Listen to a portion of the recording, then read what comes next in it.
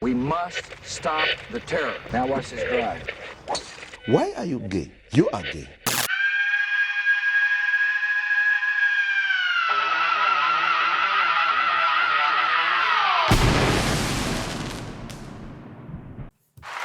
Okay, welcome to another episode of the Uncle Hack Podcast. Great day, folks. Upcoming tour dates is always May 22nd. New Glasgow, Nova Scotia. If you have tickets to that event already, please be sure to check your email day of show so that way you get the location. We had to do a secret location. And if you are a ticket holder for Halifax, please check your email as well. We have an update there for you. May 29th in Lacombe. Unfortunately, that is sold out. June 5th in Morinville, Alberta. A few tickets left there. June 6th and 7th. Couple tickets left for the late show. We added an early show, 6:30. So if you are out there in Kelowna, we added a show so you, all the fans out there in Kelowna can get there. Then June 12th, we're in Churchbridge, Saskatchewan. June 13th in Beanfit. I don't fucking know. What a name. And we're excited to go there. Tickets are going fast there, as well as Yorkton, Saskatchewan on June 14th. June 15th, we are back in Calgary, Alberta. June 20th and 21st, Niagara Falls. Just added June 25th in Austin, Texas at the Sunset Strip Comedy Club. Comedy Club. July 20th in Bloomington, Minnesota. August 10th in Phoenix, Arizona. October 11th in Toronto, Ontario. October 17th in Berwyn, Alberta. October 18th in Grand Prairie, Alberta. December 5th in Red Deer. Those are the available dates for us. We will be dropping more soon, just finalizing some more deals. DangerCatShop.com for tickets and merch. Head on over to the Patreon, patreon.com/DangerCat69 for exclusive episodes and a great way to support this podcast. I have a feeling that this channel is going to be getting demonetized and I won't be making that extra $35 a month from YouTube due to being flagged by the Redditors. The Redditors, they're coming for me. They want me. But the Redditors are alive and well. We see that there is another. We might have to cover that today. Actually, let's do it.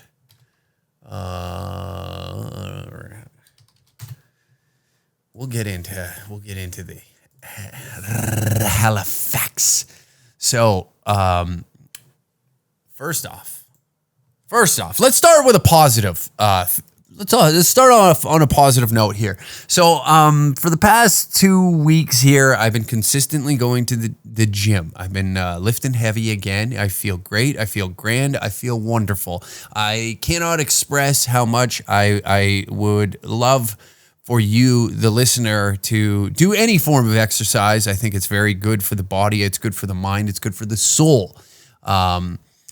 Getting out there in any form of movement. I think many of us are chronically online and we let all of this attack our psyche and we're off tilt right now. And I've noticed since being back in the gym and doing my thing and lifting these damn weights and, getting my cardio in and trying to get back into, no, I wouldn't necessarily say fight shape, like I was back in the day when I was slinging mitts. But I just want to feel good again. And this has been the best route towards that. And I highly recommend anybody who's going through anything, before you go and talk to some damn doctor about pills or, I'm depressed, go out and move. Go get outside. Enjoy the environment. Enjoy the planet. We've existed on this thing for I don't know how long. Okay? Human beings, Homo sapiens, have existed on this planet for quite some time, and we've got this far, without being forced pills down our throat. I think it's in the past 100 years that this is the prescription pills have been prevalent in our society, and I think that start with the most natural way possible before leaning into I get it. This is some shit you need it. I get that. Okay, I'm not saying hey, I'm a total anti-pill guy and you shouldn't have anything that could possibly help your life. No, I'm not saying. I'm saying that I personally am noticing a difference in my mood, how I feel physically, emotionally. I've changed. I find that I'm way happier. I wake up, and let me tell you, fellas, you want to get the old hog hard. Holy Dinah, my God, I haven't woke up with it's. I'm not going to sit here and explain that my dong is worthy of like photographing it and putting it on the internet when it's rock solid. But let's just say I woke up hard enough to I haven't had a good testosterone boner in a minute, and now I can feel it my body's adapting to everything. I'm growing again, and the muscle mass is getting there, and with that comes like this testosterone boost, and now your cock is just raging. You're like fucking. No wonder the establishment does not want you feeling like this, feeling like a fucking man. This is like the existence of a man. You should be horny. You should be horny. You should have testosterone and then know how to control it. Like I'm reeling it back in. You wake up with just a raging hard on, and you're like, I would fuck a blender right now. I would destroy a blender with my penis. Because it would just fucking probably feel good, and then to reel that back in and bring me back down to my Zen state. Meanwhile, having that testosterone flowing through my body is a wonderful feeling. I forgot how great it feels. So young men, older men, middle-aged men, I encourage you to participate in any form of exercise. I truly am. I think it would be beneficial for, most of us to, get into a community, like go to the gym is just it's a nice place. It's a great place. And I put up a poll the other day of like complimenting guys in the gym, fucking, hey, I seen this dude. He's hitting some bicep curls and he's looking vascular. The veins were popping, the biceps were looking good. There was some definition there, and I just was appreciating it. And I think it's okay. It's not gay. And I was asking the fine folks that follow me on Instagram on whether or not it's gay to compliment a guy on his physique, and 73%, I believe, came back and said not gay. And I enjoy that. I think that dudes complimenting one another and being like, bro, looking great. I think that's wonderful. I think that's great. And I think we need to do it more. Ladies run around all the time and they're lying to one another. They're lying. They see a pig out in the wild and they'll be like, oh my God, she's so beautiful, so brave. They'll lie right to their face. A fella isn't going to do that. We need to physically see that, I physically seen that in the flesh right there in front of my eyes. No lies whatsoever. Thought that what he was doing was wonderful and deserved a little praise. I'm just going to flip this camera lens up so that way it doesn't overheat. And I know it's probably, you're catching a little bit of shit from the background there, but we don't want the camera to overheat today. And, but I think that's wonderful. I think that, it's encouragement. And I think that the young fellas out there, that it would help them, because you see, it can be an intimidating place to go to when you first want to get into it. And I understand that, because you got to have a little bit of humility you got to have that humility to like go in there and fail and not know what you're doing. But many people in there are quite friendly. The big fucking jack strong guy, if you ask him questions, I ask questions all the time to strangers in there and be like, hey, why are you using this bar, or what is the benefit of this exercise that you're doing? I'm just curious, because it looks like a variation of the exercise I'm doing. I'm wondering if it just does it focus, just questions. I ask a lot of questions. I have no problem admitting that I'm a moron in there. I'm relearning all this stuff that, I was very into about, 10 years ago, like my dieting, my what I need when. How do I feel when I take this? What vitamins will help me feel better? How do I get more sleep? How do I reduce stress? So that way cortisol isn't like shooting through my body? And that's like, I'm trying to reduce my internet time and in doing things that I enjoy. And one of those things has always been fitness. I know for a while there, when I started this, I was a bit of a shitbag. I wasn't in the gym, got fluffy. Now we're changing our ways. We have to be a little more conscious on what we're up to, because now there is evil in the world. No, we're not about to get into that. But yeah, I'm just I noticed that the happiest people that I run into have like their shit together physically, you know, and I look at the body, it's a vessel, and it's the one thing that you're given on this earth that you can take care of and you can make last as long. And I understand that, you know, we've watched healthy people drop dead, and that's it. Hey, it happens. It's inevitable. We're all going to die at some point. But when I see somebody that takes care of their body, I immediately, there is like a respect there, no matter what their character is. I just have a respect for somebody that's willing to take the one thing that they're given in this life, no matter what. You're not promised a mass amount of money. You're not promised a big dick. You're not promised these things, you know, like this body that is given to you, and you take care of it, you know? And I applaud that. So those that do listen to this and are doing those things, I applaud you, and you deserve your flowers for going out and taking charge of your well-being and your health. And I think it's very important, and I'm going to stress that, I think, moving in the future, because like I'm just going off of like how I feel. I would imagine many others would feel similar if they went out and did these things as well, whether it's lifting weights or going to a yoga class or taking up a martial arts like Brazilian Jiu-Jitsu, Muay Thai, something, just getting out in like an hour a day, 45 minutes. Even if I know, well, I got kids and I got all this, I work all day and there's stuff like that. But it's like, I find it to be, when I'm in there, I put my phone in the bag, I put on my music, and I zone in, and I'm just like, I'm lost again in the world. It was like similar to when I was playing sports or, you know, fighting and training, is like I shut off the world, and it's just like this quiet place, you know, because it's like, well, I work hard all day, and it's like, yeah, I get that, but you're like, you're not quieting your mind. You're not finding that peace. So it's just like, and it's something for you. And you can, there's all sorts of shit. Like you can take your kid to jiu-jitsu class. You can go, you know what I mean? Like you can do something together. Go out and kick a fucking ball around in a park, for Christ's sakes. But just get out and move. Be in nature. Do something, you know? I'm tired of hearing people. You know what I get exhausted hearing is like, did you see this on the internet? No, I didn't. Like, I'm supposed to be tapped into everything that's happening online. I don't care that much unless it involves my, you know, career.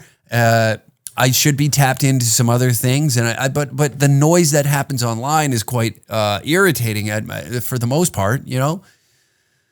And when you're able to, like, when somebody's about to show you a meme and you've already seen it, it starts to be like, oh man, maybe I'm spending way too much time on the internet, and this is getting a bit ridiculous. That here I am sitting here, and I'm like, oh ha ha, I've already laughed at that, ha ha ha.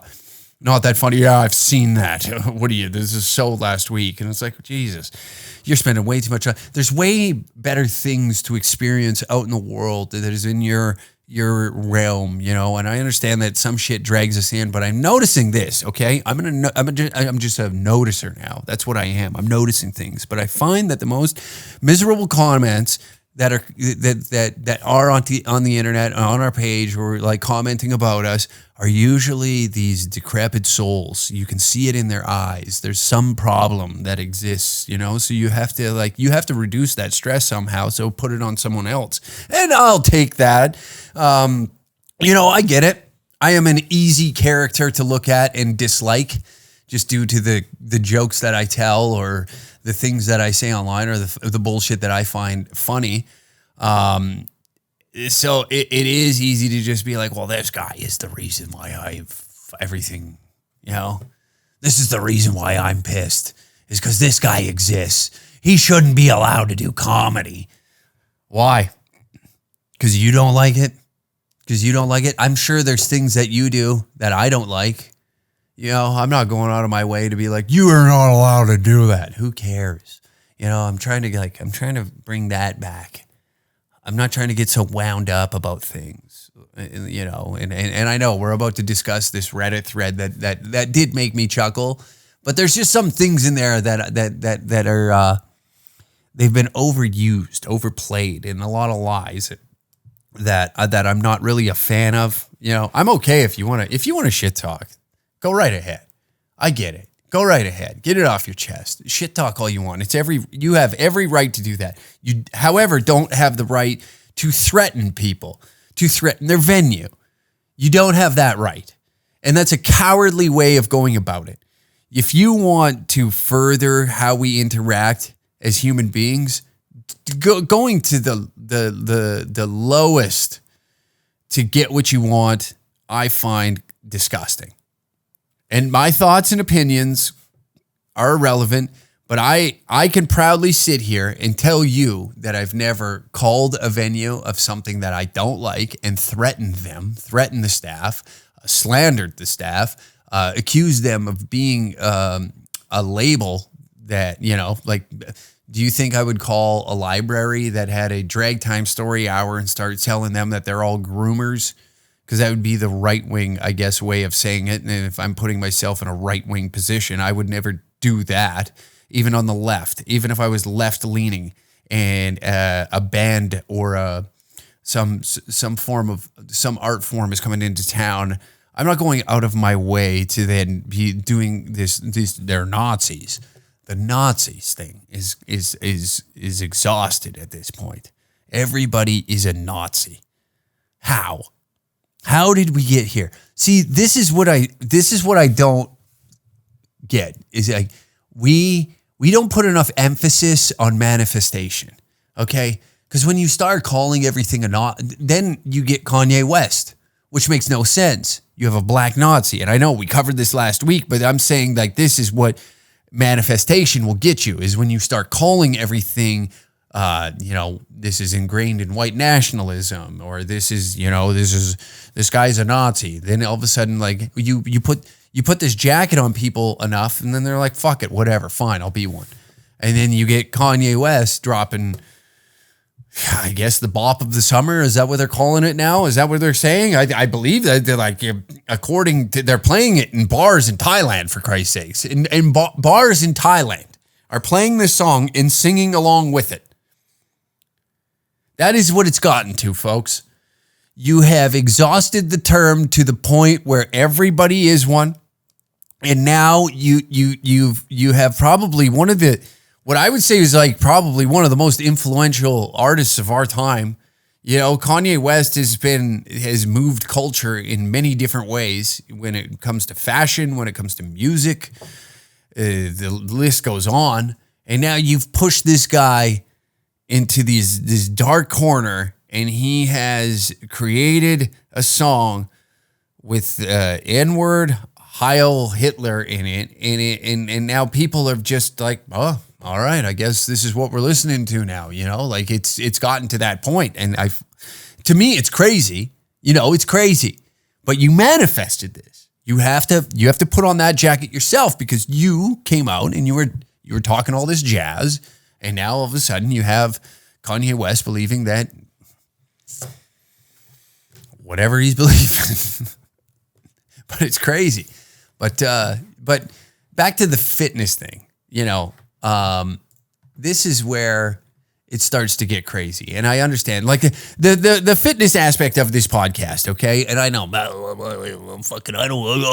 I can hear it already. Bro, I already work 10 hours a day, brother. I'm not going to no fucking gym. I'm going to go and kick my feet up and blah, blah, blah. All right. Relax. We get it. You work hard. Everybody works hard. We all work hard in our own ways. You know, well, not some liberal sissy isn't working hard. They're sitting on there. And that's not what I'm saying. I'm saying anybody who gets up off their ass and goes and earns their wage, earns their keep, you know, I'm not saying they're lazy. I'm not saying that. I'm just trying to, you know, build a little positivity up here. Like encourage people to get in shape, you know, eat better, treat their bodies better. That's all I'm trying to do. And then you have the establishment coming down, and they're always trying to. I get why they don't want you to feel like this, and I'll try and express how I'm feeling as best as I possibly can. I feel like I'm on top of the world. Like my body is producing that testosterone again. You have this like unprecedented levels of horniness that, you know, you're just like, oh, everything's good, you know, fucking women, nice, you know, fucking. But I get why they don't want young, capable bodies in shape. They want you fat, dumb, and stupid. You know, they want that. They want you a lethargic piece of flesh just sitting on the couch consuming carbs and taking in the programming. When you break free of that and you go and you step outside of the box that they tried and put all of us in, and being like, oh, you know, that, like articles like this right here. This is a little bit older. It's from 2020, but where did you go? We will.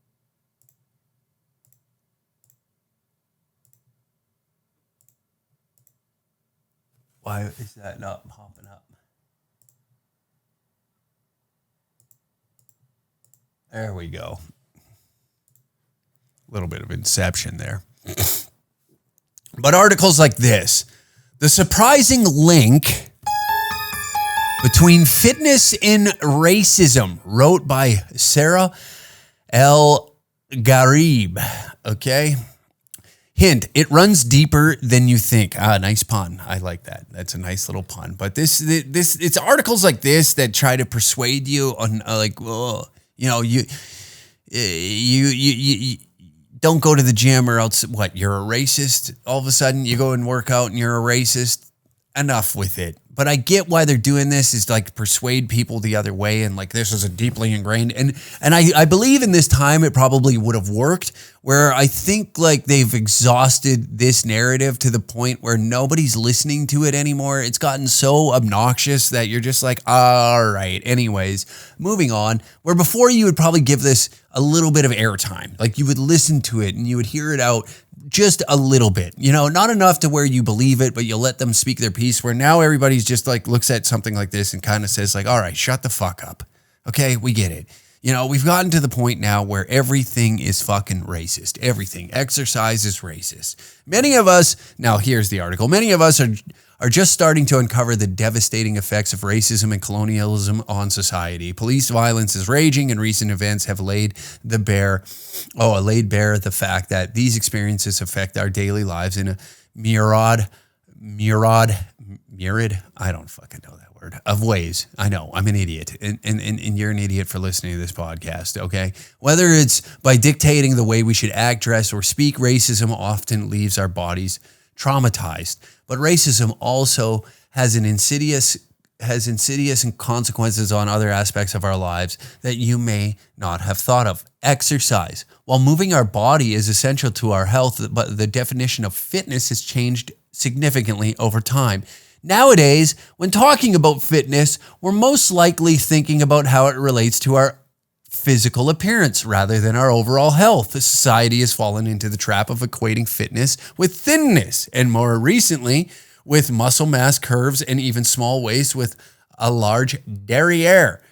Many have already explored this issue far better than I could ever. Christy Harrison and her podcast Food Psych, Caroline Dooner, and actor and social justice activist Matt McGorry, oh wow, what a title, are just a few of the incredible people who are working tirelessly to shed light on the fat phobia, racism, and diet culture that all underpin mainstream fitness culture. See, now you hear that and you're just like, oh my God, enough already. I just want to go lift weights, and I don't care how this is like ingrained in whatever social justice movement, like that boredom has settled into your mind. And now all of a sudden I have to pay attention to whatever it is that you're about to fucking say. And I know it's going to come off and just annoy me because somehow you're going to try and string together that colonialism and fitness in the 2020s somehow is tied together. Okay, wonderful. I can't wait to waste my time. Thank you, Uncle Hack, for bringing this to my attention and making my day much worse. That's why we started with positivity today, folks. The fitness world has always favored one body type over the other. That is the slim white body. Oh, God. and people's whose bodies do not match this norm. Okay, first off, let's knock it off. Okay, not the slim white body. Where do you get this? Because, many of the power lifters, when I think of power lifters, I think of Ronnie Coleman, right? Is that not who you think of? Ronnie Coleman? Lightweight, baby! Or you get like Arnold Schwarzenegger in there. Then who is it? Cali Muscle was one of my favorites. That guy used to crack me up. But it's the slim white body. No, nobody really thinks that. People just think fit. That's what they think. And people's whose bodies do not match this norm are constantly left out of dominant representations. Don't believe me? Notice how quick Google search. Oh, that's what we're using. Using the terms yoga or fitness. Yeah, well, predominantly white women seem to enjoy yoga. What do you want me to say? Seems that when you go into a yoga studio, there's a lot of honkies floating around. What are we going to do? You want to take yoga to the hood? Go be my guest. Go take photographs of black people doing yoga and put it on the internet so that way Google search will bring it up in their algorithm. Results in countless pictures of thin white women. Yet you'll have to scroll for minutes on end before coming across a single woman of color. And what is this? Now, we're going to have to... This trend dates back to colonialism, as the 19th century French colonizers were already entertaining the stereotype of Africans and black people being gluttonous, fat, and therefore incapable of showing restraint around food. Throughout history, colonialism. So that's what it is. So black people just eat more food. Is that what it is? They're fat. And this is colonialism from the 19th century. But why is it that society is so keen on making fat and non-white bodies invisible? But why is it that society is so keen on making fat and non-white bodies invisible? Well, gee, I don't know. When I Google fitness, if I Google fitness, and you see a physique, you just look at a physique, let's remove race out of it. You're looking for physique, right? That's all you want. Be like, oh, this guy, what is he doing? Let's say, what was that guy? Yoel Romero? Yeah, he was a pretty jacked fella in the UFC. There was also Alistair Overeem. He was a black gentleman in the UFC and cut, chiseled. I believe he got popped for steroids, but it is what it is.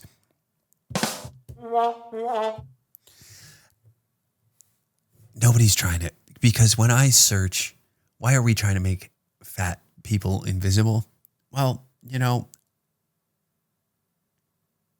I think it's because if you're looking for something health-wise, if I'm looking, it's like, when you see that the health minister of a province is like a very rotund individual, and you think to yourself, like, how is this person in charge of our health? You don't, similar to like if I Google fitness and I see, let's use fat women of color, so like you are in this article, I'm not really thinking, oh, this is fitness. This is fitness. Like I'm seeing,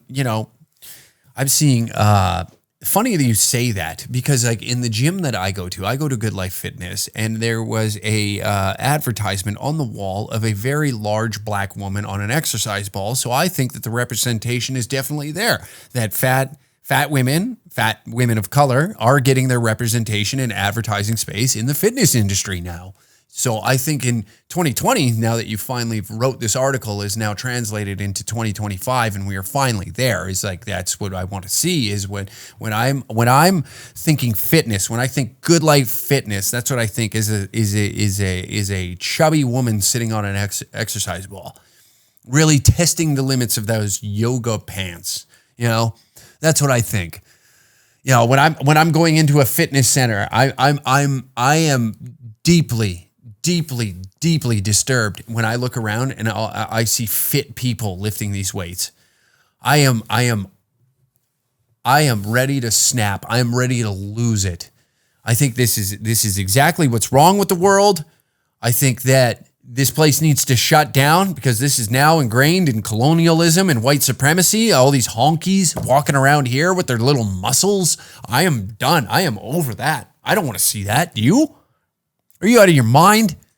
Is that what I want to see? I want to see rotund Portuguese women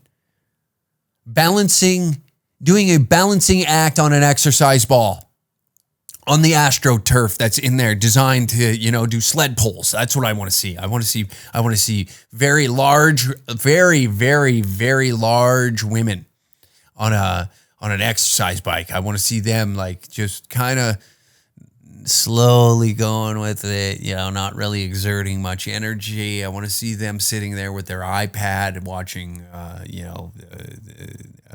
the reruns of Lost. That's what I want to see. I want to see fat, and not excusing that large people should not be in the gym. And in fact, I applaud it. But like to say that this is, well, where are all they? I don't know, probably not interested in it. Why is it when I Google terms like yoga? This is what I mean. Like, it's gotten to the point now where we've exhausted these terms. Even the term Nazi that I seem to be getting is like we've exhausted it now to where, I don't think a lot of people believe what you're saying anymore. I think just out of like sheer annoyance. That's what I've gathered with my interaction with everything, or my interactions that have taken place in this past little week here of like talking to venue owners and whatnot. And even the one guy expressed, he's like, do I think you're a Nazi? No, I do not. I don't think that you are. But the backlash from the community is just too much right now and we cannot handle it. And I get the riot act fucking read to me about the reasons why we're doing this. And it's like, you can just tell me no. Okay. You can just tell me we don't want to do it. You don't got to list all the excuses. I get it. You gave me your word that to do this show, and you don't want to do it now. Just say that. Just say that. I would respect you more. But that seems to be the term that they're exhausting, and we're gonna swing it on over to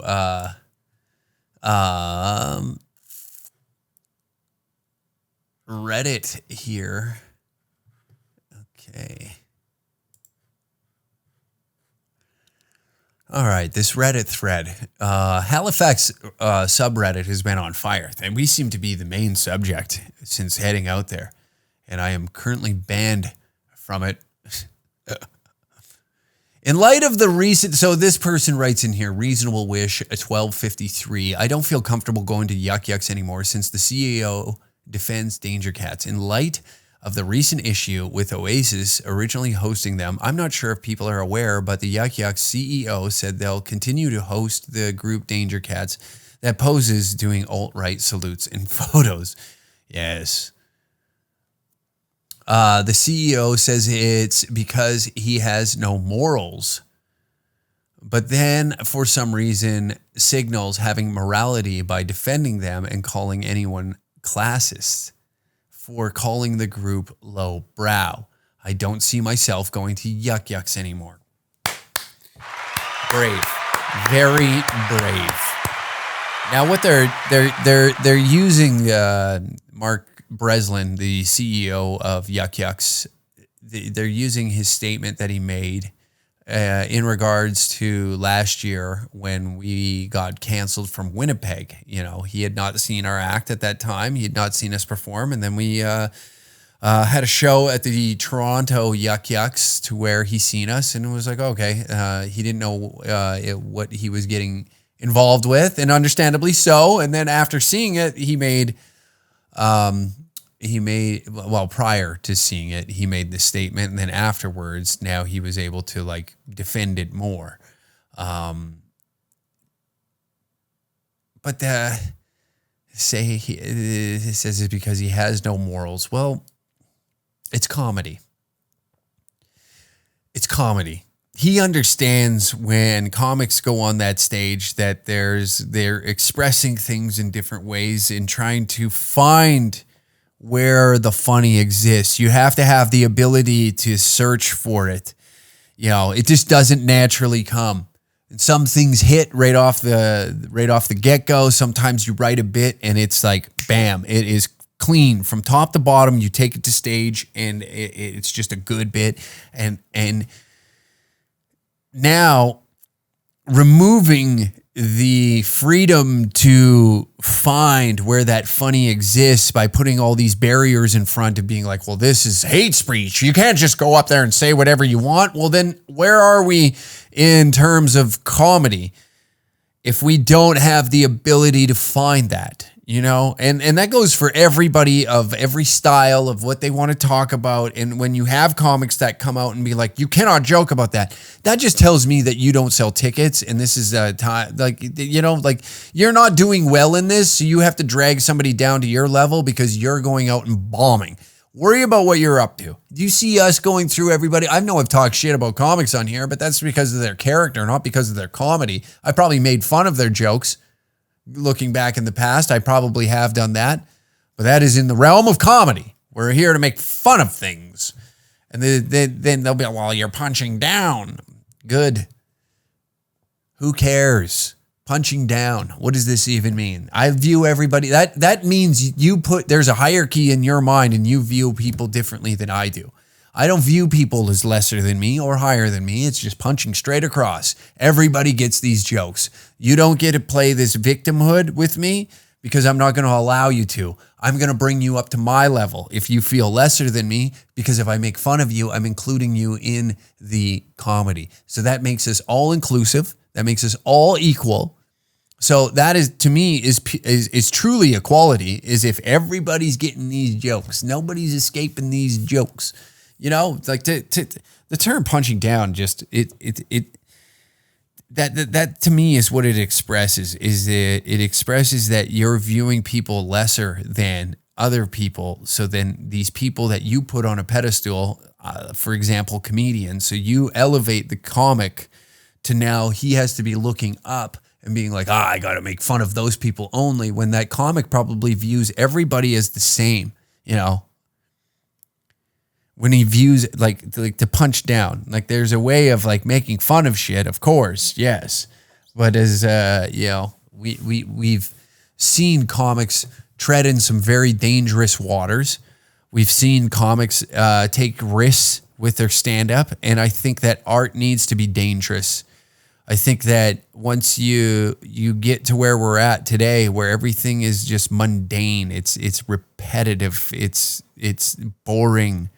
We have like, you know, music isn't, there's no real culture being cultivated there. Like a lot of it is just copy, rinse, repeat. And I seen somebody express that, you know, there was a counterculture back in the 90s that was, it took by storm, and there was a pushback, you know, something that you felt a part of. You know, there was this feeling that drew you in to the music that these people were creating. You know, the industry now in all aspects is really got a stranglehold on it, especially when it comes to touring, when it comes to, you know, these brand deals, even like authenticity is lost. I feel like a lot of folks are just focused on this idea that it needs to be, you're only doing this for the money. And,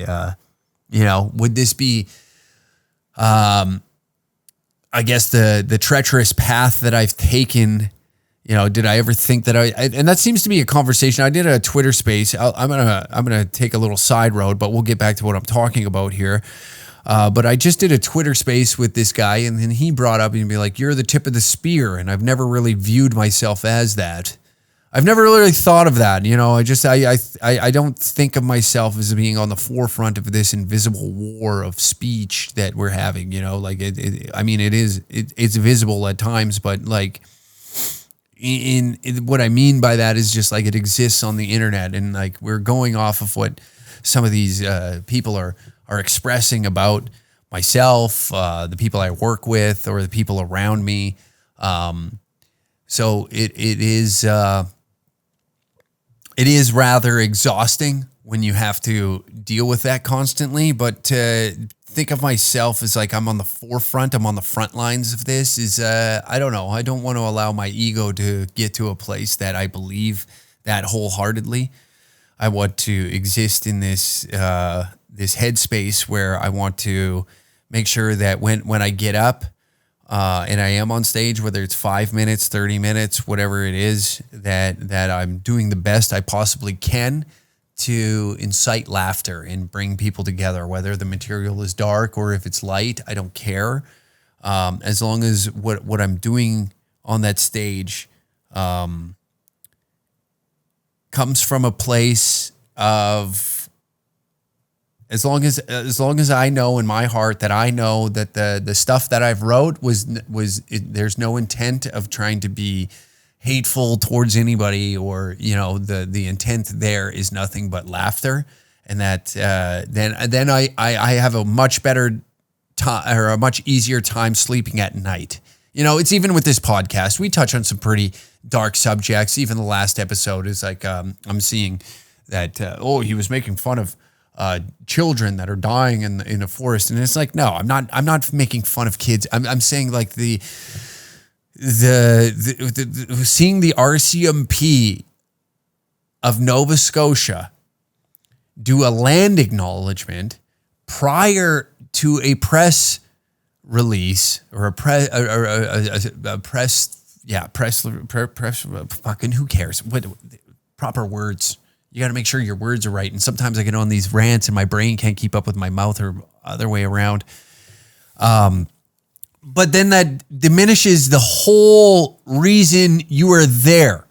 Now we are centered on this virtue signaling rather than the well-being of these children. These children are lost in the woods. You put a woman up there for cannon fodder who has to do a land acknowledgement and express the deep gratitude for Nova Scotian or African Nova Scotians prior to getting to what we all are here to listen to you tell us about the current state of these children and their well-being, which is ridiculous. We have gotten to the point where all of it has exhausted itself. Many of us now look at this and like now the concerns about the children are removed, almost like they're put on the back burner. And now we're looking to be like, what the fuck was that? And to make fun of it. You might as well have came out and said those things and be like, well, we understand that the children have been mauled to death by some of the wildlife that exists out here in the unceded lands of the Mi'kmaq territory. That's how ridiculous it's gotten. That's how ridiculous it's gotten. And then back, we're gonna rewind back, but but this is what I guess what I say when I mean with authenticity is like, now we want to put everybody into this square box. We want everybody the same. We want everybody to think the same, and we got to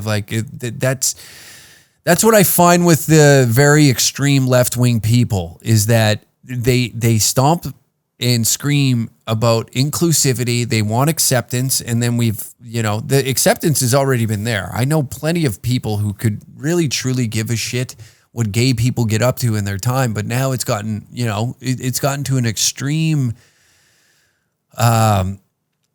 point.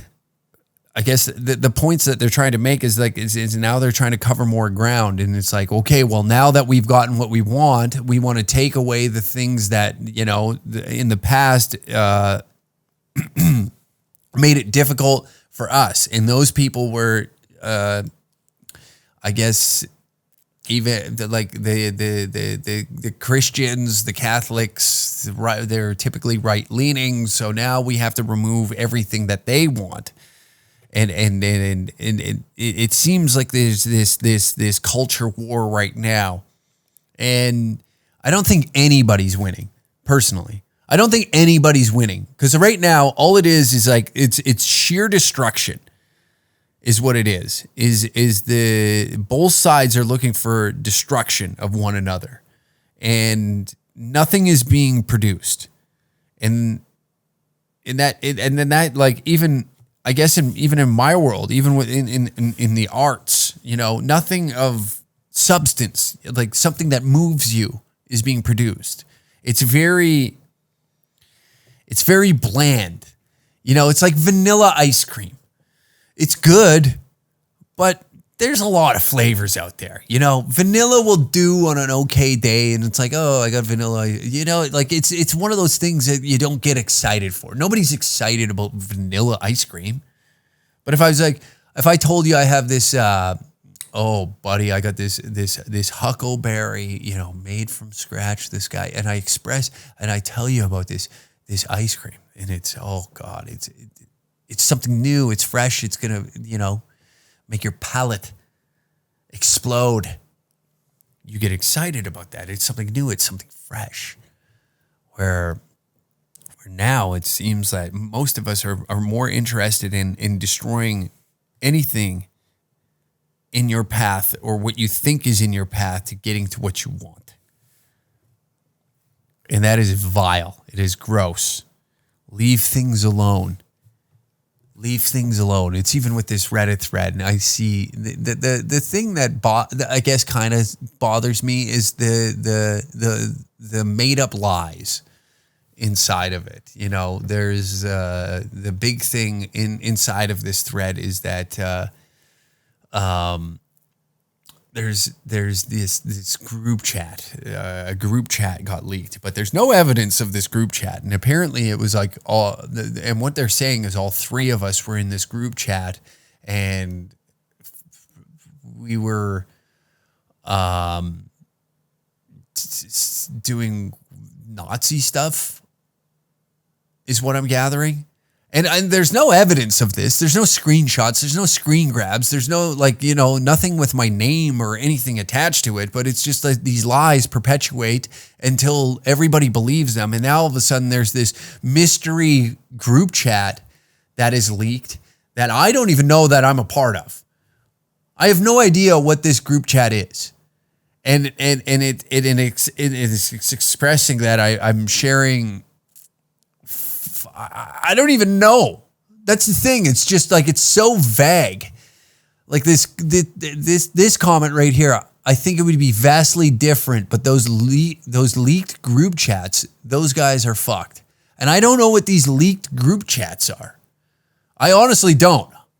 I'm not trying to cover up any tracks or anything here. I just don't know what the leaked group chat is. I have no idea. And now this is like one of those lies that perpetuates, and now all of a sudden there's this mystery group chat that all three of us are involved in, that screenshots have been taken, and it's all like alt-right rhetoric, which, you don't talk about the group, but I can tell you that I don't have any group chat with the fellas that I don't know how anybody would get their hands on it, to be honest,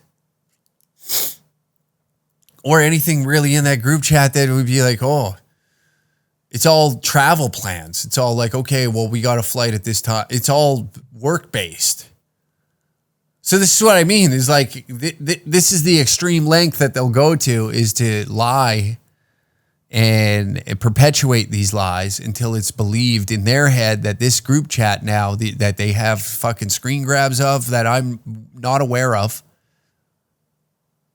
I have no idea what this group chat is.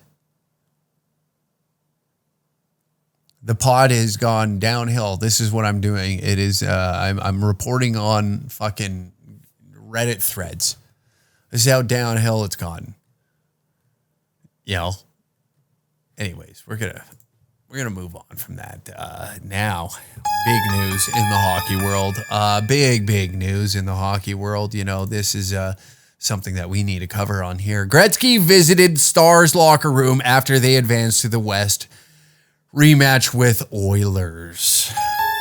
Wayne Gretzky was in the Dallas locker room congratulating them after they advanced to the third consecutive Western Conference final, where they will face the franchise with which the Great One was the fourth-time Stanley Cup champion. He said we're going up a pretty good team now, Stars captain Jamie Benn said Tuesday, the day before hosting Game 1 against Edmonton. And I had to ask him who he was cheering for. It felt right. He didn't answer, obviously. Ben said it was pretty cool that Gretzky visited the Stars after their 2-1 overtime win Saturday. So let's get further down. Gretzky told the Stars he had so much fun watching them play and that they were now going to play one of the greatest teams ever. There it is. DeBoer was on the coaching staff for Canada for the team's four-nation face-off title earlier this year, and during that period, he got to spend time with Gretzky. So there you go. So now, with headlines like this, I know what they're doing. They're stirring up the people, right? Because of the controversy surrounding somebody like Wayne Gretzky, who was at Trump's inauguration party wearing a Make America Great Again hat. They are now trying to make our heroes villains in this country by saying that, I can't believe that Wayne Gretzky would go to the Dallas Stars locker room over the Edmonton Oilers. As if this is supposed to rile us all up. All of our Canadian heroes now, you know what? Wayne Gretzky is an alt-right wing fascist, apparently. And now we learn that Mike Myers is an elbows deep diddler at a P. Diddy party. So all of our heroes are actually villains. So you see us, me, I'm a hockey fan. Hell, I got Wayne Gretzky tattooed on my fucking forearm like a dumbass. So I'm over here now. I'm walking around with this essentially fascist tattooed on my arm, right? Because he attended a Trump inauguration party. And then on top of it, I got Don Cherry on my arm. Next, we're going to find out that, Gordie Howe, who, originally, the original elbows up guy, who I have also tattooed on my arm, is what? Now he was what? What did he do? He was a coke addicted fucking sexual assault. I don't know. Fuck. What are we going to learn? What are we going to learn? All of our heroes are villains. That is what this story is meant to do. They want Canadians upset at Gretzky because he went to a Dallas Stars. Is that I know the angle of this article. CTV put this out for the pure intention of getting Canadians riled up at the Great One. We've championed this man for fucking decades, okay? Since the 80s. We have put this man on a pedestal, and because of this year, because he hangs out in America. And let's be honest here, folks. Let's be honest. Let me go on a little bit of a rant, why don't I? Okay? Why don't I get some things off my chest? I do find this quite interesting, okay? So let's talk about celebrities here. The main goal. Now, if you're in any form of entertainment or sports, even those that play professional hockey, look at Mitch Marner, of all people, Toronto Maple Leafs. At the end of that game, the Toronto Maple Leafs fan base boos them off the ice after getting pumped 6-1, which is a little upsetting, but you always applaud your team off the ice. They gave you an exciting little run, took it to game 7. Does it suck? Yeah, but at the end of the day, is it that bad? Just give them their flowers. Christ, you guys, you haven't done anything in the playoffs for a long time, right? You got a little bit of a postseason. You got a little bit of a postseason. You got a taste of it. Just clap. Just clap. Those guys, at the end of the day, is hockey. Is that what we're the most concerned about? Toronto is a desolate wasteland at the end of the day. So I don't blame you by putting all your hope into a hockey team. Okay? Now, with that being said, if I'm a professional hockey player, right? Do I want to play in Vancouver, Calgary, Edmonton, Winnipeg, Montreal, Toronto? Out of all those teams? Or if you gave me the option of San Jose, California, Miami, Florida, or I believe aren't they in Fort Lauderdale? My apologies. Tampa Bay, Phoenix, Dallas. Oh, you mean to tell me I can pull up to practice in shorts? Oh, we're going after practice. We're going to go golf after. Oh, there's a beach to go hang out at. Oh, no. Excuse me. I would rather be in the frozen tundra of Winnipeg with psychotic fans that boo me because I lost a game. Oh, yeah. No. good restaurants, great food in Winnipeg. That's what really gets me coming back. The great food. You know, nothing I love more than going to a 2-3 star Michelin restaurant, if they even have those in that city. What are they with? Oh yes, no, never mind. We can go to a Cactus Club. We can go to a Cactus, fellas. We got reservations at the Cactus Club. Or do I want to be in Miami, having some authentic Cuban food? The meals are much better. The fans don't even know who the hell you are. You live a non-existent life as a hockey player in the southern United States. In fact, you can have a boat. You can have a boat year round. You can put a boat in the water. You can golf year round. Oh, what's that? You need a pickup truck to get to the rink? No, thank you. And then you add the fans, the psychotic fans of this country, of that sport. I do not blame these guys for wanting to play in the United States. When somebody demands a trade out of Canada, I don't blame them one bit. I would. Any entertainer. Okay, let's take musician. Musician, is this what you want to be? You want to be Jan Arden? Is that what you want to be? When you think of musician, what would you rather? You want to be Nickelback? You want to be Nickelback? Or do you want to be Jan Arden? You want to be Nickelback with a, $40 million home in Calabasas? Platinum records, sold thousands and thousands. They probably sold billions and billions of dollars worth of tickets, CDs, merch, you name it. Or do you want to be Jan Arden with a thorn in your pussy? Hey, Alberta. Is that what you want to do? You want to be Jan Arden in Mississauga, Ontario? Oh, I got to wake up and do the Canadian version of The View tomorrow. Or do you want to be like Chad Kruger? Kruger, who gives a shit? Is that what you want to be? The end goal is to make it in America, the entertainment hub of the planet, right?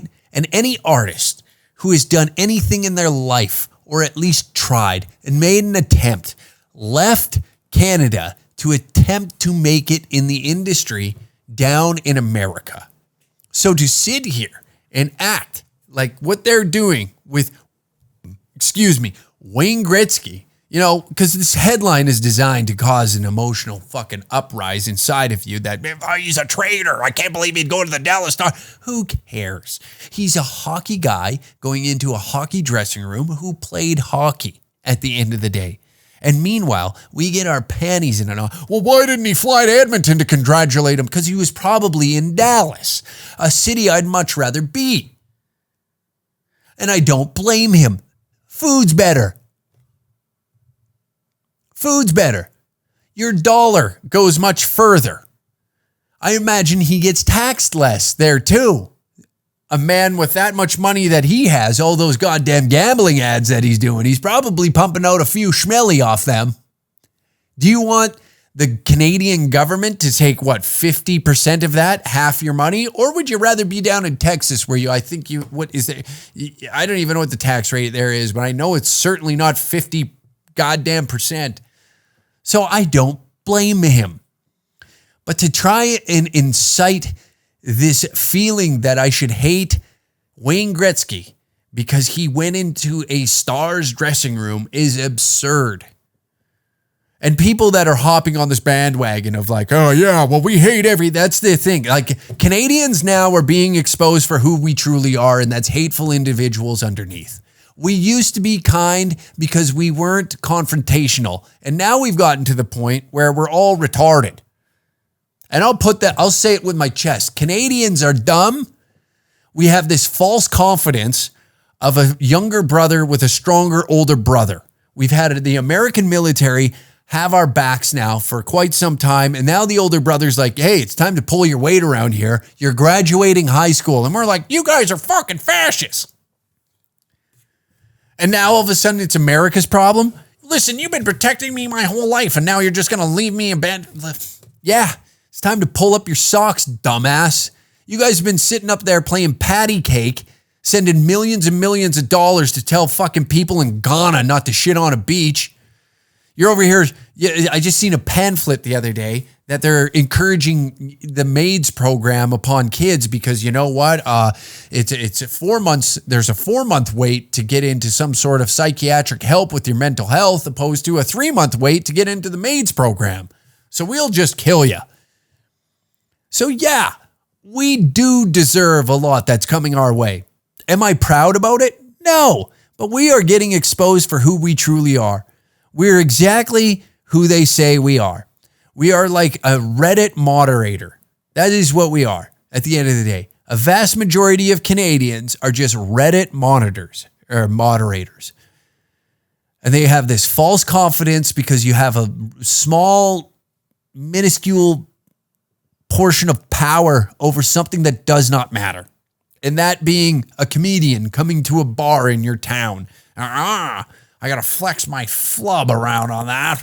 I gotta head online. And that's all it ever is. It's just noise. Nobody does anything. We're not producing anything. We're watching our GDP lower every fucking year. I think Ireland is producing more than what we are now.